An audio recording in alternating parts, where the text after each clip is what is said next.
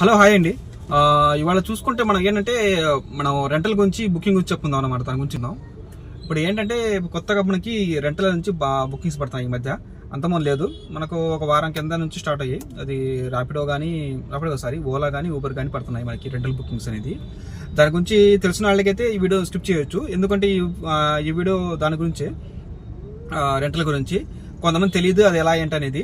ఈ rental booking అనేది 1 hour నుంచి స్టార్ట్ అవుతాయి. 1 అవర్, 2 అవర్స్, 3 అవర్స్ వాళ్ళ ఇష్టం అనమాట. స్టార్టింగ్ అయితే 1 అవర్ అనమాట. 1 అవర్కి ఆ ఏరియా బట్టి, అక్కడ రేటింగ్ బట్టి మనకి అమౌంట్ అనేది వచ్చింది అనమాట. నాకు 2 డేస్ బ్యాక్ పడింది అనమాట. అది 1 అవర్ది 300 చిల్లరు. చూడండి ఇదే 1 అవర్కి 15 కిలోమీటర్స్ మనకి 300 చిల్లర వచ్చింది. ఓకే, అదొకటి. తర్వాత మనకి నిన్న రీసెంట్గా ఒకటి జరిగింది. అది వచ్చేపాటికి మనకి 3 అవర్స్ 35 కిలోమీటర్స్. రీసెంట్ జరిగింది మనకి 35 కిలోమీటర్స్.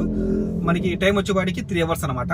కానీ వాళ్ళు 3 అవర్స్ కన్నా ఎక్కువే తిరిగారు, ప్లస్ కిలోమీటర్స్ కూడా ఎక్కువ తిరిగారు. 35 కిలోమీటర్స్కి అయితే వాళ్ళు తిరిగింది 61 కిలోమీటర్ అనమాట. చూడండి ఇదే మామూలుగా బుకింగ్ నాకు పడింది 35 కిలోమీటర్స్కి 800 ప్లస్ పడింది. 826 అంతే పడింది అనమాట. కానీ ఈ బుకింగ్ చేసిన తర్వాత వాళ్ళు తిరిగింది ఎగస్ట్రా కిలోమీటర్కి చూడండి, ఎగస్ట్రా వాళ్ళు తిరిగింది దగ్గర 15 కిలోమీటర్ పైన తిరిగారు. దానికి నాకు ఎక్స్ట్రా అమౌంట్ అనేది వచ్చింది అనమాట. 800కి నాకు వచ్చింది 1200 చిల్లర వచ్చింది. 74 రూపీస్ అలా వచ్చాయి.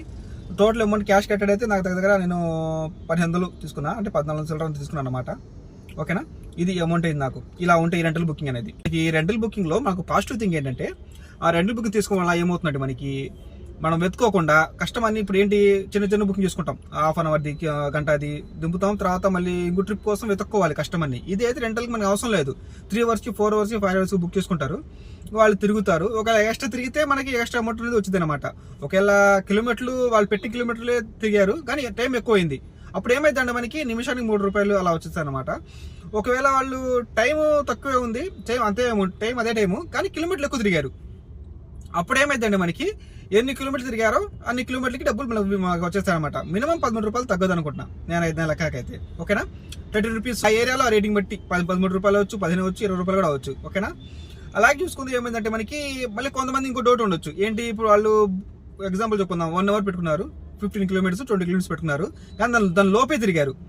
ఆయన మనకి దాని లోపు కిలోమీటర్ లోపు తిరిగారు, టైం కూడా లోపు తిరిగారు. ఒకవేళ మాకు అమౌంట్ తక్కువ వచ్చిందా అంటే లేదు, ఎంత అయితే అమౌంట్ వాళ్ళు బుక్ చేశారో ఆ అమౌంట్ మాత్రం తగ్గదు, అదే అమౌంట్ మనకు వచ్చేసింది. ఓకేనా, దాంట్లో కొంతమందికి ఏంటంటే ఎలా ఉంటుందంటే, వాళ్ళు పెట్టిన టైము, పెట్టిన కిలోమీటర్లు కన్నా ముందుగానే వాళ్ళు ట్రిప్ అయిపోతే మనకి అయితే అమౌంట్ తక్కువ ఏం రాదు, సేమ్ అమౌంట్ వచ్చింది. ఒకవేళ ఏమైనా అమౌంట్ వస్తే చెప్తాను, నాకైతే ప్రస్తుతానికి అయితే రాలేదు. ఏమైనా వస్తే ఎక్స్పీరియన్స్ అయితే తప్పకుండా మీకు షేర్ చేస్తాను. ప్రజెంట్ అయితే నాకు అలాంటి సిచ్యువేషన్ ఏం రాలేదు. ఓకేనా, ఓకే, ఇది ఏమైనా దీని డౌట్లు ఉంటే నాకు కామెంట్ చేయండి. దాని గురించి నాకు తెలిసిన దాంట్లో మీకు చెప్తాను అనమాట. రెంటల్ బుకింగ్ పర్వాలేదు, ఇబ్బంది తీసుకోండి, మంచిదే. ఆ టైంని బట్టి మనం ఆ ఏరియాని బట్టి కిలోమీటర్లు చూసుకుని అమౌంట్ మీకు నచ్చితే తీసుకోండి. ఓకేనా, అలా అని ఏది పడితే అది తీసుకోవద్దు. ఆ అమౌంట్ కిలోమీటర్లు మీకు గిట్టుబాటే తీసుకోండి. ఓకేనా, ఓకే, బాయ్, టేక్ కేర్, జాగ్రత్త, బాయ్.